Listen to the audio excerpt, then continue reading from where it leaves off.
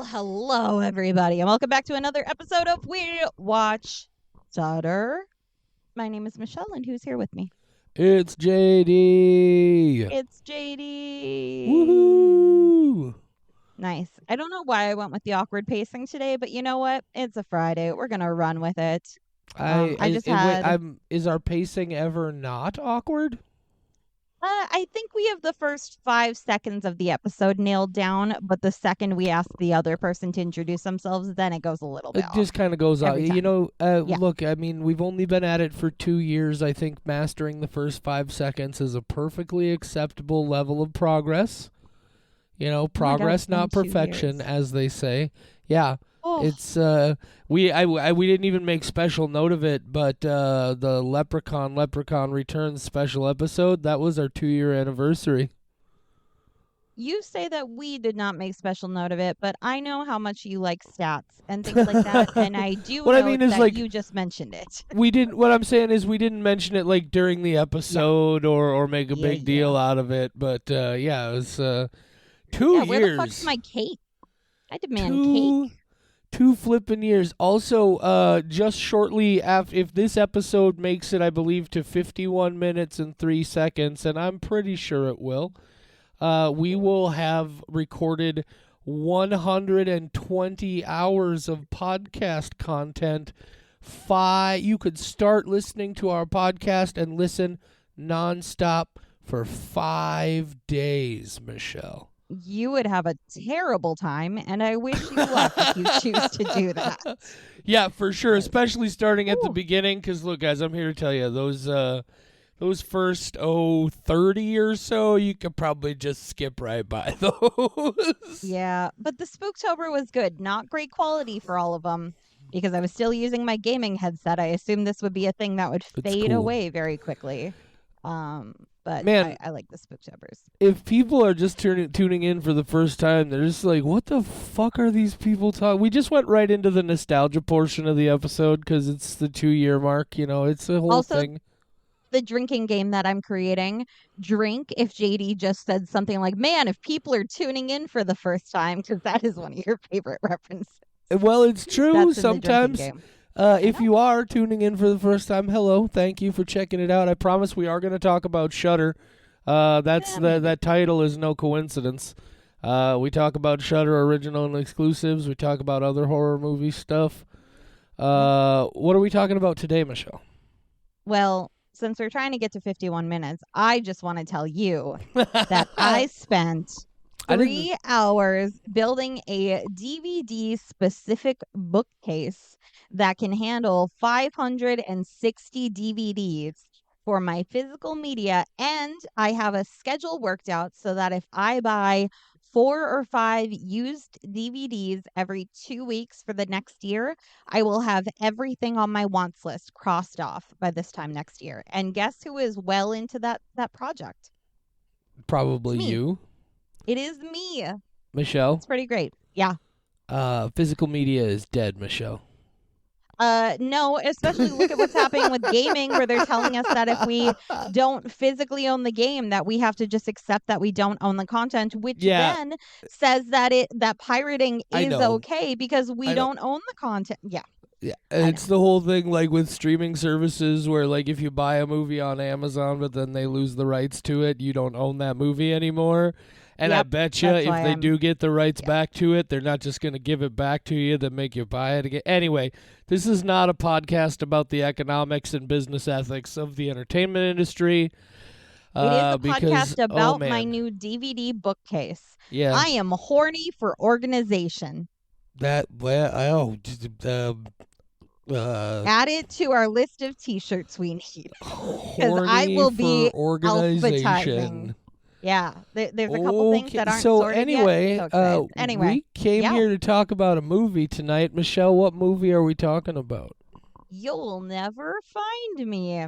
Also, the movie is called You'll Never Find Me, but you will also never find me. I am elusive. I already found you. You're right there. Whoa! So glad somebody found me. I know, right? Yeah, you found me and you saved me from myself. And on the I don't want to be responsible for any of that. That's That is fair. Okay, let's talk about this movie, shall we? Let's do it. It's a movie. It's Do called you want You'll me to Never read the Find Me. summary? You know what? You go for it. You found the summary. What the listeners don't know is that before every episode, we do spend a while arguing over which summary is the best. Yeah. And today we're going with Wikipedia. I agree with JD. It's the best one. It's a nice blend of Shudder and IMDb. Hits the big points without giving too much. Here you go. You'll Never Find Me. An isolated man who lives at the back of a trailer park is visited by a young woman seeking shelter from a storm. As the storm worsens, they begin to feel threatened. You'll Never Find Me. A Shudder original. Michelle. Yeah. Please, if you would be so kind, tell us your spoiler-free thoughts on You'll Never Find Me. Yes. Why did my brain go blank and panic the second that you asked me to do that? Who knows? So this movie starts off in a way that feels kind of odd, but as it develops, I thought like, oh, this is kind of slow pacing. I don't know how I feel about this. It could feel tense, but it could feel slow. I'm right on that fence. And there are a couple things that happen, not even during like the big part of the movie, but before that, where I started going, oh no, this is a good movie. There was part that my heart wanted to say this part specifically is a 5 skull, but I cannot reasonably do that. I think I was just very excited to watch a good film, and I was completely hooked. I am going to go with you know what? It's a 4.25 for me. I really, truly enjoyed this. And if the slowness in the beginning does teeter for you between whether this is slow or tense, and if it falls onto the tense part like it did for me, I hope that you will enjoy it too. 4.25 out of 5. Once again, get out of my fucking head, Michelle. This was a really, really enjoyable film. Bottle movie all takes place in one isolated location inside this trailer home. Only 2 people in the movie. A couple other people appear on screen, but they're just sort of figures on screen. They don't have any lines or anything. These 2 people, Brendan Rock and Jordan Cowan, and we'll go into real detail, but they are what makes that balance work that you were talking about, because it does. It's definitely doing that Mike Flanagan thing where it's taking some time to just give these actors room to be actors and develop an atmosphere with their characters. And they walk that line of like I went back and forth several times over which one I thought we had to be concerned for and which one I thought we had to be concerned about. It's really, really well acted. It's well directed. There are some things that happen in the third act that I thought were a bit clunky, or at least they're not the way I would have liked the story to go. But overall, this was really good, really fun. Much like you, there were moments where I was like, oh, I think this is a 5. It doesn't, especially with the stuff at the end that I'm going to talk about, it doesn't quite get there. But I was going 4.5 on this one, and so you went 4.25. That's a 4.375. This is so weird.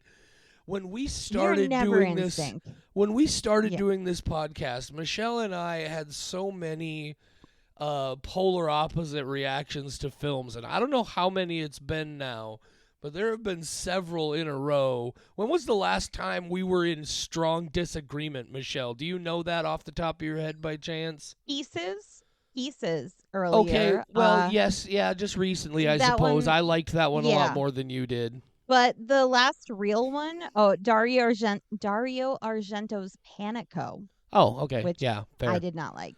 Yeah. Yeah, but well, I mean, also you're not a big Argento person. Yeah, but I mean, it's been a while since we had like a full argument. Yeah, I miss it. Those are the good days. There's got to be one coming sooner or later, right? In the monthly recap, there absolutely. Oh well, yeah, we already know about that one. There's some stuff coming. We're going to talk. Anyway, so yeah, that's You'll Never Find Me. The movie is not super gory. It's very atmospheric. It does have a little bit of violence in it, a little bit of blood. But if you're more into just like psychological tension, and if you're just into really good acting, this is a movie you should go see before we spoil it. Really, really worth your time. And at 100 minutes long, I don't say that very often. So go check it out. Now we're going to spoil the shit out of it. And when we always start spoiling the shit out of it, we ask Michelle to give us that. You didn't prepare it all here, did you, Michelle? I know you've always talked about how you mean to, and I love that you don't. For those of you just tuning in for the first time, you are in for a treat. Michelle, I'm sorry, you were about to make a comment. Let me let you make that. Oh, I was just going to say one day I will prepare for this part and you will get a wrap of some sort. But like I watch the movie and then we immediately record and I forget. So Michelle, yeah, I don't know how. Yeah. That is the one case in which I would be totally okay with you prepping the plot summary is if you prepared a wrap. Please do that. Anyway, I will find one worthy. If these people were foolish enough to not go watch the movie, please spoil the entire plot for them. Okay. There's this guy named Patrick, and he's alone in his house, which sucks. I hate being alone in my house. That's why I have too many pets. And then there's a knocking at his door, and he opens it, and there's a woman, and she's like, "Hey, can I come in? I have an ambiguous reason as to why, but basically, I don't have a car or a phone in 2024, and it's pouring out, and I need to come in." And he's like, "Okay." And then this woman is just like not situationally aware of anything, apparently. So she goes into this man's place and he's throwing up so many red flags that you could make a goddamn red quilt out of it. But then at the same time, she is throwing out so many red flags. I mean, this could be a terrible first date. And it would be the exact same dialogue going on where it's like, well, you said this. No, you said this. And lots of back and forth. We don't know who to trust. You know, again, like dating. Which of them is the bad one? Both of them? Neither? Me? Potentially. So then she tries to leave, but she can leave. So then she doesn't, which is just a weird fucking conundrum. So then she goes back in and then turns out, nope, the guy, he's a murderer. He likes killing. He's going to kill her. He does kill her, which I found very surprising. He puts up zero fight, which I also found surprising. But then turns out there's a reason she did not want to get away because, psych, you can't kill a dead woman. She's already fucking dead. And now she's here to make his life bad. And he's screaming. And the other women are there and they're like, ha ha ha, you suck. Also, I don't know, like your feet are weird. I don't know. They're there to just torment him and get into all of his insecurities. So then they're like mocking him, but then he comes to and no, none of that happened. He's just in his house, trailer, whatever it is. And then there's a knock at the door. It's not a woman, it's kids. That's so much worse. But they leave him alone and that's good. Go away. And then he realizes that he took the drug that he thought he gave the lady and he's gonna die. And he laughs because he's like, oh, that's a silly thing to happen. And then he fucking dies. Will he come back to that woman's caravan someday? Probably not, because she is in heaven. He's in hell. Where he goes with all these sinners. The end.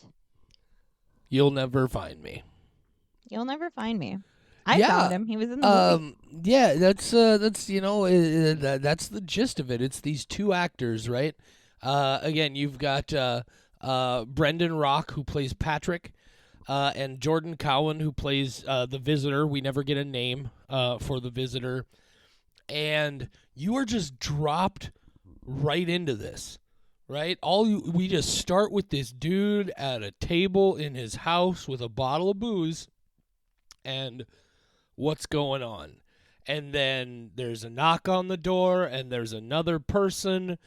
And, like, the way Jordan Cowan plays it, like, she is definitely aware of every one of those red flags you were talking about.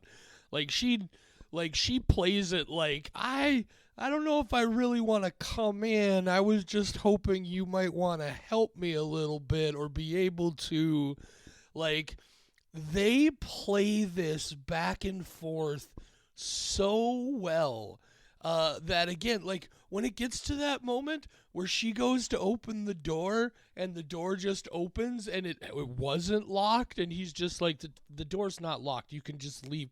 Like I had completely come to believe like this guy was a crazy person, and then it's so well written, so well paced.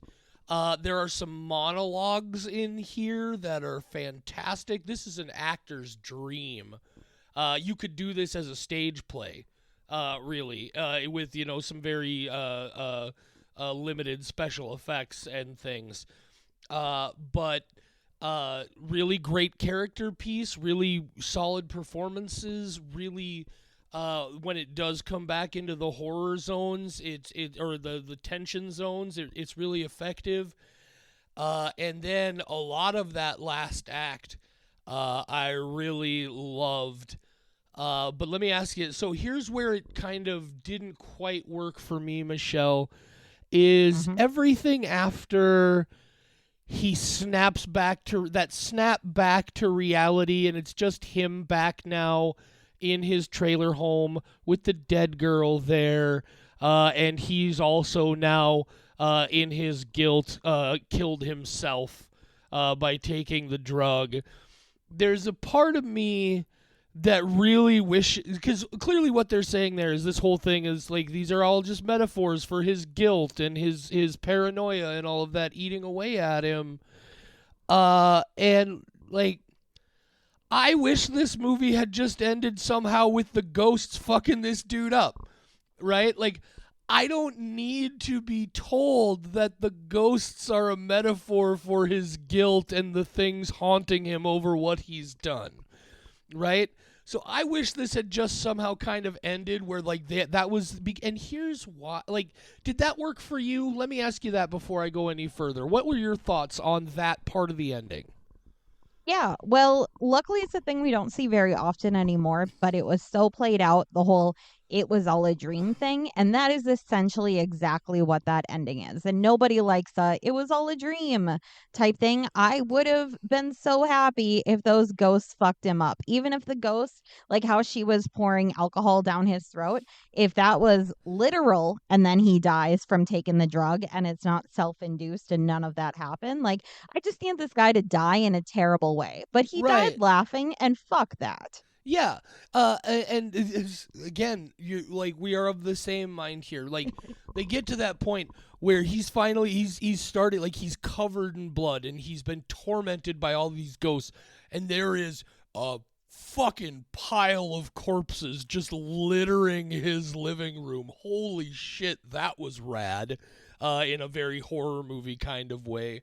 But there's that moment where he talks about how, like I keep sitting here waiting for the red and blue lights to be flashing outside my window, and then they're there. They were on the verge of this beautiful comeuppance. And by pulling him back to reality there, he just gets to kill himself, and that's the end of it, right? There's no justice. There's no revenge anymore because they weren't real, or, they weren't real ghosts. It's all just something that he's tormenting himself with in his head.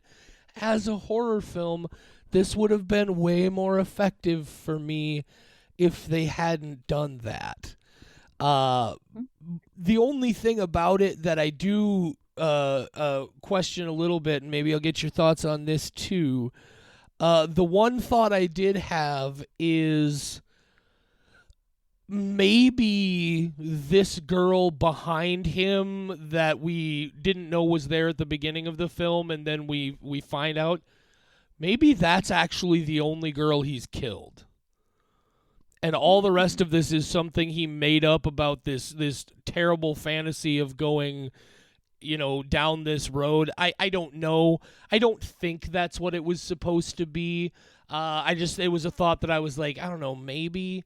But it just that part was a bummer to me, because it does. I think they in trying to do something sort of like. Here's why it's hard to talk about this, but here's why I don't like that kind of ending, because to me that kind of ending feels like horror apologetics.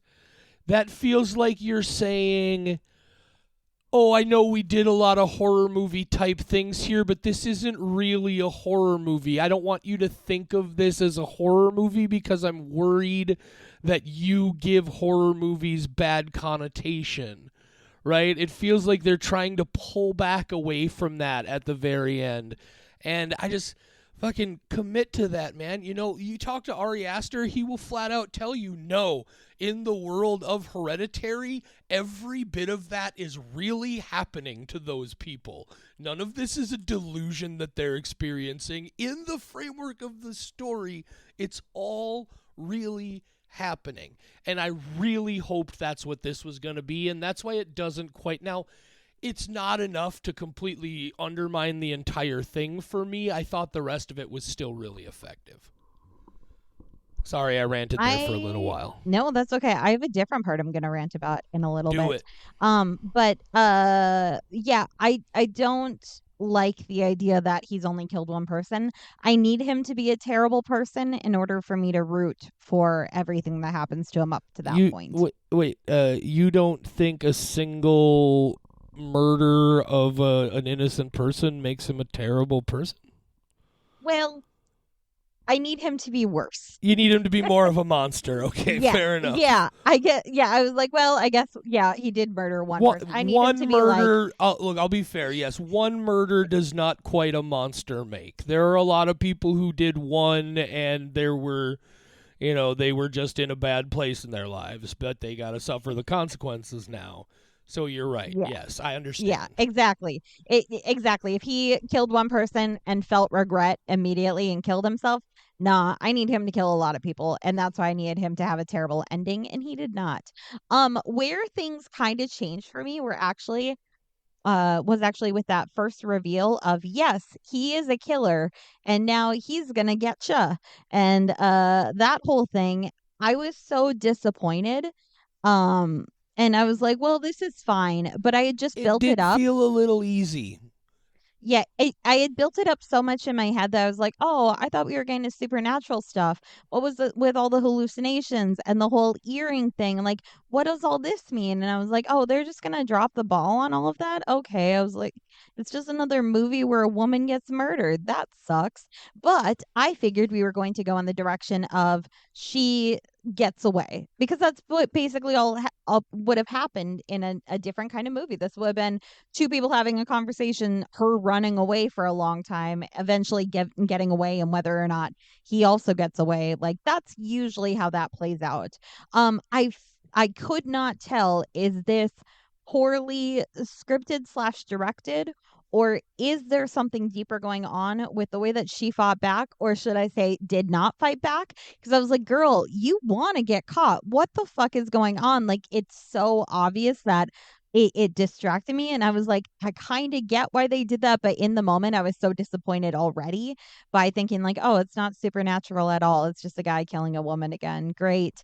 But when it brings it back, and then first off, he actually kills her. And yes, that is such a rare thing where she stops breathing. And I'm like, oh, well, she's just pretending and he's going to leave and she's going to, and no, he's actually dead. So I'm like, well, we've got a lot of movie left. What the fuck else is going to happen? And when she sits up with that blood dripping down her face and him holding the hammer, I was like, we are right back in it. Oh my God. I was so happy when that turned back around. So, like, the first reveal was necessary, but was such a lull in comparison, and disappointed me so much. But I also am glad they did it. Beautiful bit of writing. Yes. Yeah. It was a very calculated risk, because I had that same experience.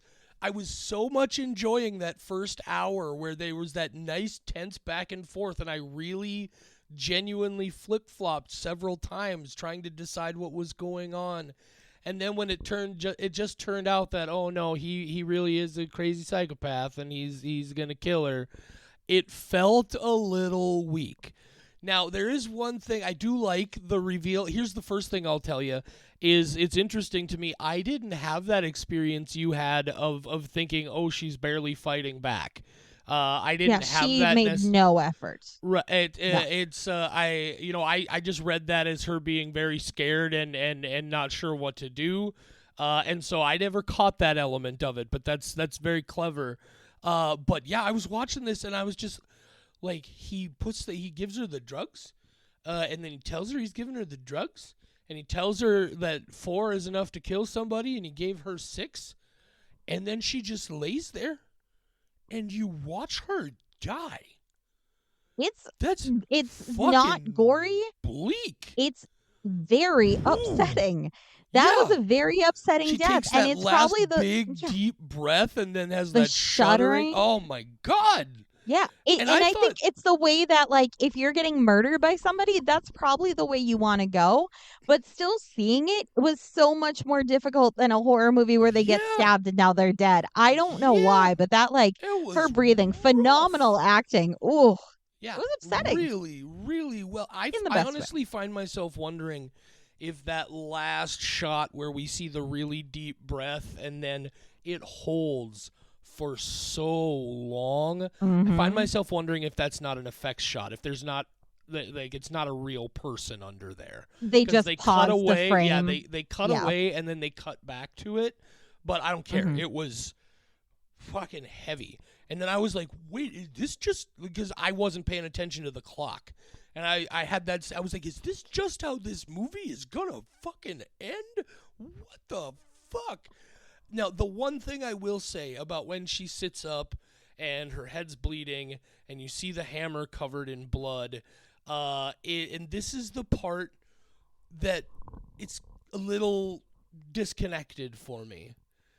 The whole idea here is these ghosts have all come to get their revenge on him, right? Why is she confused when she, like why does she not seem to be aware of who she is? Like, she's in the shower and she sees the blood dripping and she seems confused. She's using the hammer to try and break that glass and the blood starts dripping on her and she seems confused. And I suppose that can just be part of, maybe explained away just by this is all fabricated in his head. But that was an element where I was like, I'm not really sure. But again, I'm willing to give it a pass just based on the fact that I thought the story was very, very effective. And by the time I had that thought, the movie was over. Right? The movie was already over before I had that thought. And I like to make my scores based on my experience of watching it. And my experience of watching it was very good. I actually, that whole part of her being confused, even with the reveal of, like, this is what's going on and all of that, I'm just going with ghost logic, because I thought back on, like, all the signs and I was like, you know what? She's a ghost. Maybe she's not all there, but she's clearly remembering certain things because she's seeing the hammer, thinking it's covered in blood, and it's not. She's touching her earring, which she knows he took. So in hindsight, it's like, yeah, maybe she wasn't really aware until she had that moment of clarity. Like, she might have just been sent there and lost her memory. Maybe it was dying the second time that brought her back to who she. Okay, yeah, I could see that for sure, definitely. Ghost logic. Yeah, especially, like, guys, if you really like solid character, like, there are several moments in this movie where a camera just sits on a person's face and they talk, but Literally. they don't just talk. They do so much with their expressions and with the way, like, this feels like they must have rehearsed this over and over and over because it feels so natural. And that's one of the nice things about a movie like this that all takes place in the one spot. Makes it very easy to be able to give it that level of rehearsal. And a movie where it is mostly dialogue, you can just sit in a room together and work that and rehearse it. Their chemistry was fantastic. Their acting was fantastic. I can't say enough about it overall. And I even thought the writing so far as, like, the vocabulary and the verbiage of the monologues, I thought it was just really, really overall well written and well put together. These folks, Indiana Bell and Josiah Allen, have apparently worked on several things together. They have several shorts that they've co-directed and co-produced and worked on. This is their first feature. But man, they got something going here, and I'm very curious to see what they do in the future. This was real good. I forgot the thing I was gonna say. Give me a millisecond. Well, now you've got a chance to say it. I know, I got it. I have not made this comparison to anything else since I watched this other movie, but this gave me Speak No Evil vibes, where I'm like, girl, get the fuck out. What are you doing? Get out. Girl, what are you doing? Yeah, it's unlocked. Yes. Run. Yeah. Run. What are you doing? What? I get it. You feel very bad that, like, this guy is just a lonely old man who was trying to be nice, but always trust your fucking gut, all right? That's I do think that is one of the big messages of this movie is always trust your fucking gut, you know? Oh, my God. I would have stayed there, though. I would have gotten murdered. Yeah, you would have, because you're a crazy person. Michelle, yeah. If you haven't listened to our episode about Speak No Evil, this is where we found out that Michelle is so afraid of being impolite that she would just stick around and let somebody kill her. Oh my God. I didn't even tell you my story when I was in Denver for my business trip last month. Let the whole world know, Michelle. I will. It's not the worst thing that could have happened, but it is so evident that me traveling by myself is going to be a cause for concern. Like, I'm going to Vegas in May for a business trip, and then I'm staying several days by myself in Las Vegas. I'm getting murdered.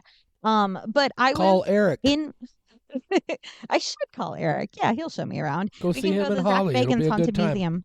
Yeah, that would be a good time. Hi, Eric, if you're listening. I know you're not. So he does. Oh, yeah. Well, hi, Eric. Sweet. Hi, Eric. Hi, Eric.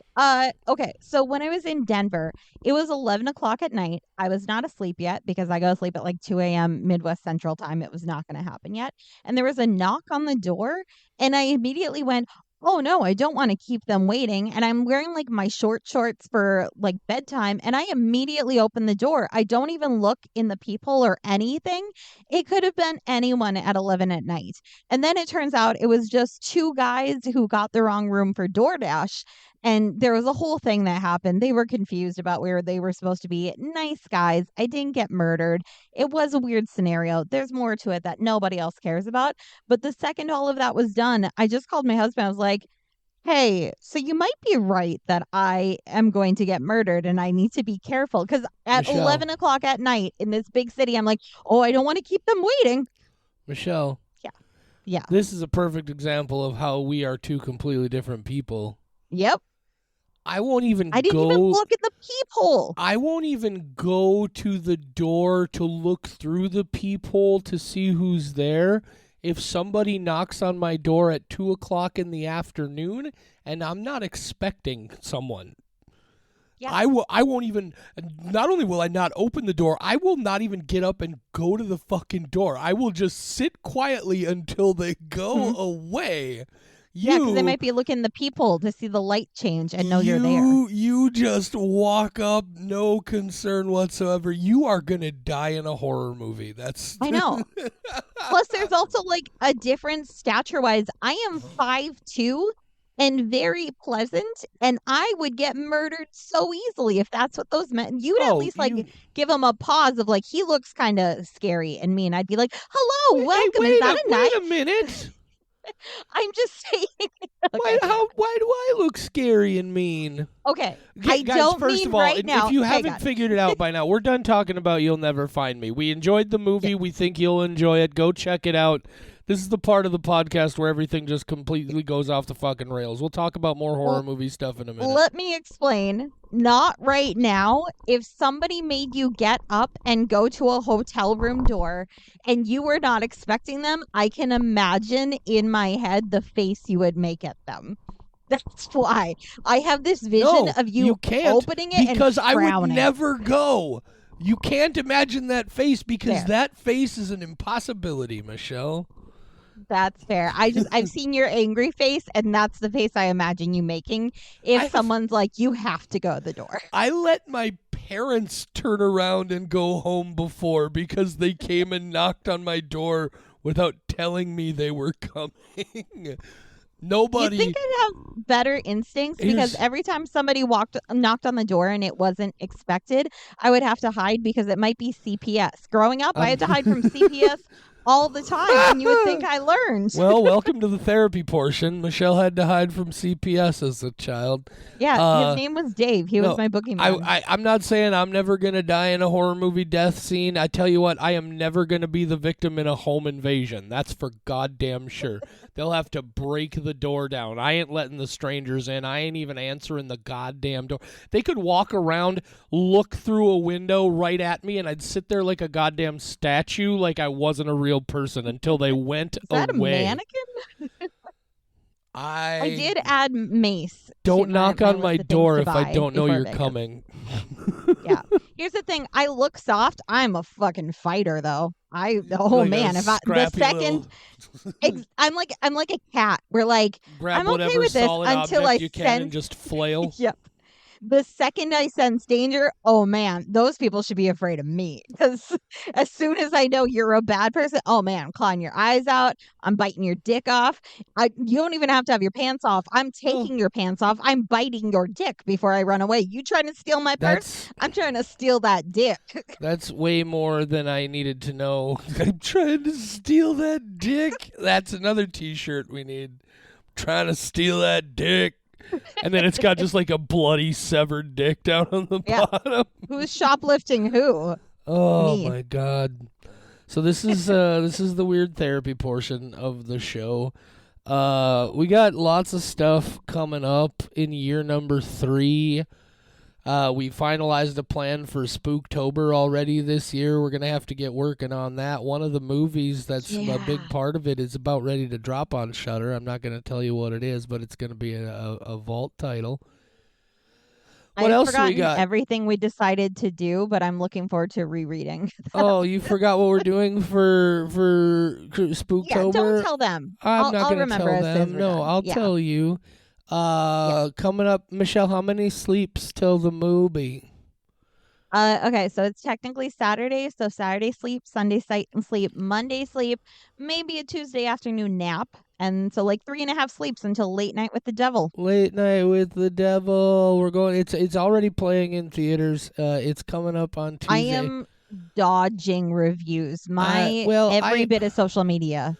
I am too, but this is actually, let's just get this out of the way because look, it's not stopping anything. I'm going to go see the movie. My tickets are bought. We're going to watch it when it plays on Shudder. But I did find out today that apparently there are portions of like the opening sequence of this film that are AI generated, and look, the bell has been rung, right? And AI is here. It's not going anywhere. But there are ways you can do it that are respectful to the people whose work you are feeding into those algorithms. And while I do believe that's a possible thing, I definitely don't believe that there's anybody in the world right now who has their own private AI system that they have legitimately fed all of their source data into. Somewhere along the line, somebody involved in the production of this film said, nah, it's fine. Just use this thing that's feeding off the aggregate work of literally thousands of, if not millions of other artists. And there are active strikes going on. Now, this is another thing, is I have heard that there are a lot of productions that did some stuff with AI before anybody really understood what was going on here and before any of the strikes were happening, and they're getting kind of a pass, right? It's like, okay, we understand what happened, but we need to work hard on this. But it's just, guys, do your best to not support AI art. Even if you see something that you think is cool or funny on the internet and you just want to share it to your friends, please don't do that. Man, like there's so much going on right now where so many people's work is just being exploited and manipulated, and it's real sad. Like, that's a job that somebody could have had, and like a job that you could have paid very modestly for, and the person you paid for it would have been thrilled to have it. So I don't know if it's a thing where they were just in a time crunch and they decided they needed to do something real fast or what. But and look, I'm not saying, oh, fuck these. I'm still going to see the movie, right? My ticket's bought. I'm going to see it. I'm going to watch it on Shudder. We're going to talk about it because I'm sure it's a great movie. Everything I've heard says it's great. But that's my little talk about AI. Please try your best to not support this stuff. If you go to any kind of conventions, fan conventions of any kind, and they don't already, encourage them to not allow AI content like in their artist rooms or anything like that, in their vendor rooms. This is something that, and again, it's not going anywhere. It's here, but we have to figure out the right way to do it. And that's my little tirade about AI in art and the movies, and I'm glad I got it out here. So then we can just do the Late Night with the Devil episode. Again, this is not it's not going to ruin my experience of the movie. It's just an unfortunate thing that I hope we see less and less of. 2 quick comments. Please Not rebuttals, just comments. Please do. One, I did dig into the AI used in Late Night with the Devil because I was very cautious. I knew you would, so I didn't honestly do a lot of digging myself. I dug. I was on the Twitter threads. I was reading. I saw what somebody else made that was a million times better. But one of them, like, it was somebody saying, I was so disappointed to see that these frames, and they said they're title cards, which I think when this is a show about Late Night with the Devil, it's like a late night show. So I think the title cards are used during the show, and it's those like quick interstitial things. And so they're like, oh, you could tell it's AI. And yes, you can tell it's AI. One of them is a dancing skeleton or something, and neither hand looks correct. And they didn't even go back and touch it up. They didn't even have a human get involved to fix that. And that's just disappointing. They didn't like proofread. Like the jack-o'-lantern's eyes are all fucked up. Like, it's just disappointing. And you've seen that in a lot of things already with people who have tried to throw AI content out there. And then they try to... Look, here's the one thing I will say. If you don't think there's anything wrong with the use of AI content, why do you deny it when people say it's AI? Like, why do you deny it at first? Why don't you just, and that's what's happening with so many people, is they know there's going to be backlash, so they deny it. And as you've mentioned, there are all these hallmarks that if people take the time to really study the image, and if you haven't figured out that there are people on the internet who have enough time to do fucking anything, I don't know what your deal is. Like squelches. Have you ever seen the Netflix documentary miniseries Don't Fuck with Cats? I have not. I cannot watch it, but I know what you're talking about. God, can't do it. It's wild. I know. What these random people on the internet were able, not just wild, frankly, a little frightening. Little, I get why they did what they did, but a little fucking Anyway, my point is... Don't fuck with cats. You are not going to get away... The AI is good. It's not good enough yet for you to get away with this shit. So knock it off until something is done to at least try to legitimize this for the people whose work is feeding these systems. That's... Why did we... Why did I decide... My second comment. Oh, you had 2 comments. I'm sorry. No, it's okay. I know you're upset. My other thing is my big kid job that I do to make money. But also, I fucking love my job. I don't know if I've said it before. My big girl job. So a big part of what I'm doing currently is preparing to train our entire company on the use of AI. So I'm super involved in that space. And I could talk forever about my thoughts about AI because it's complex.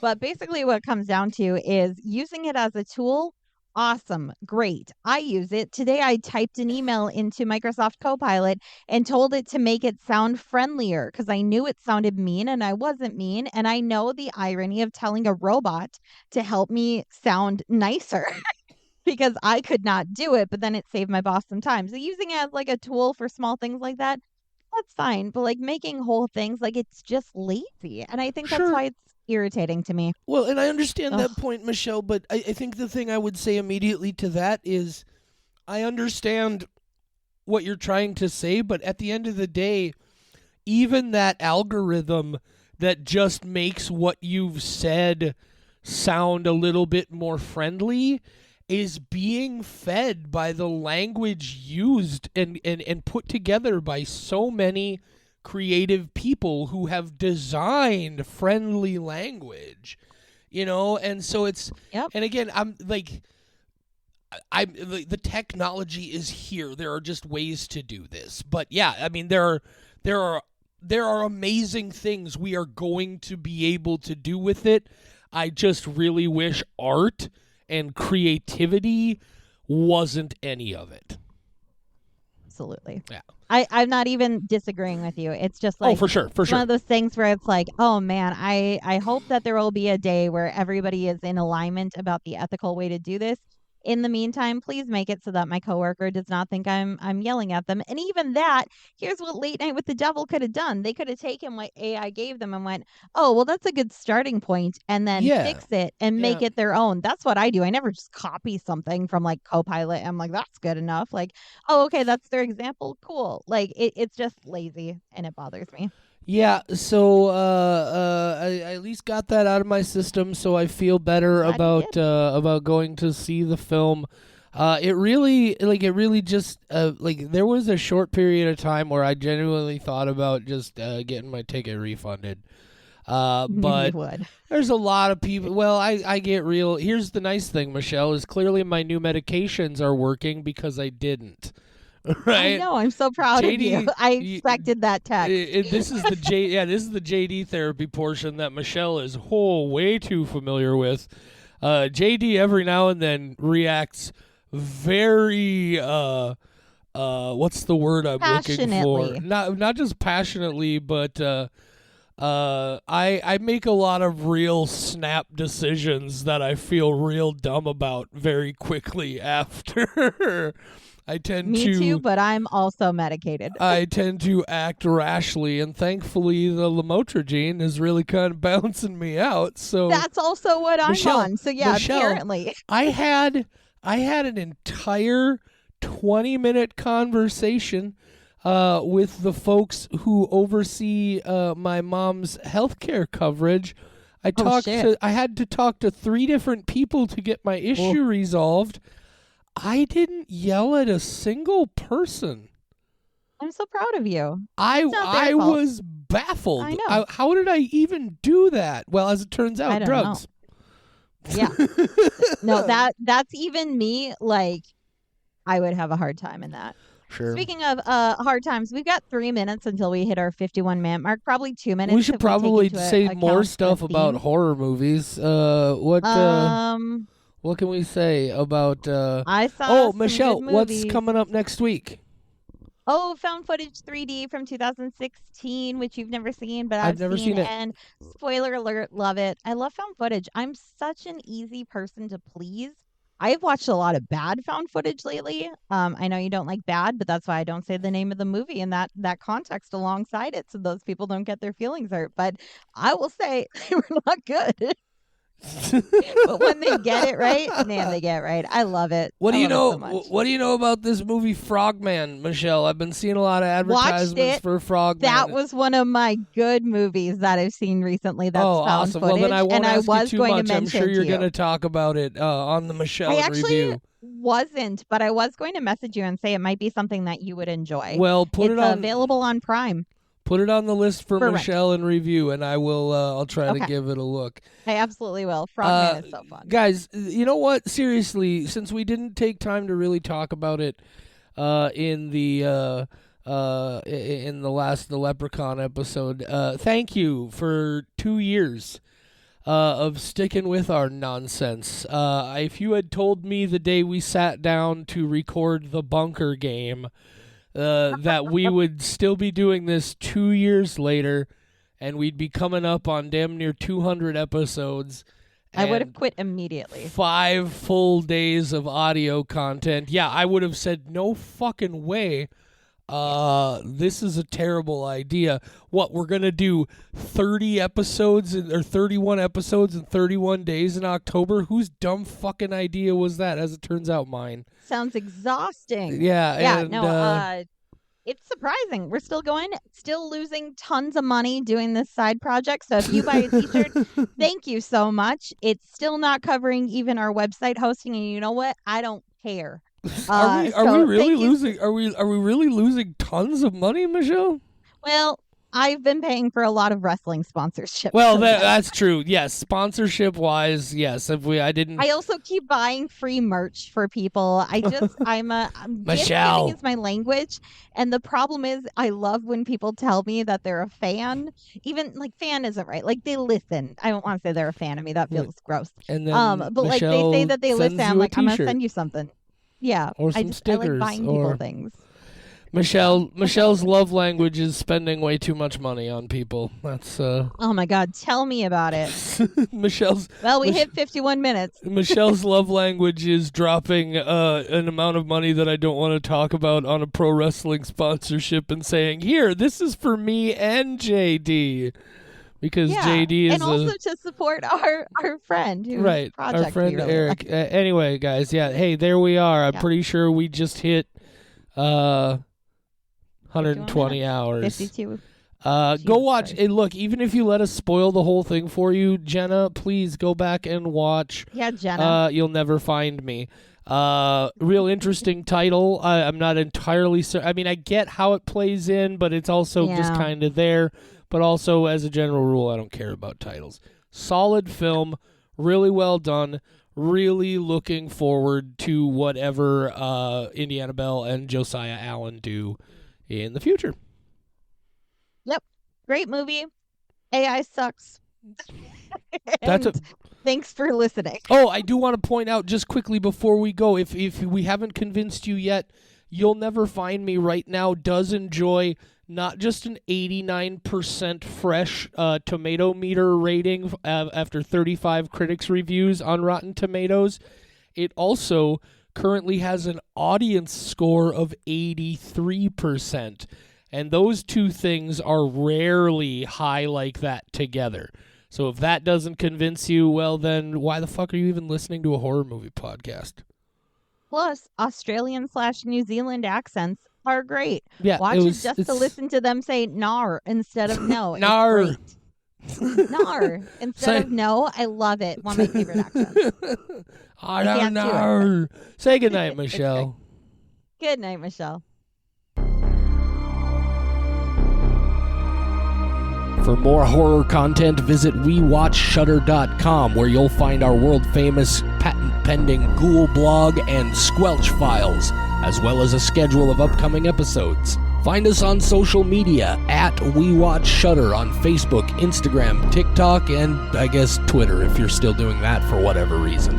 You can email us. mail@WeWatchShudder.com is the address. mail@WeWatchShudder.com. You can even call and leave us a voicemail, 701-566-9510. No, really.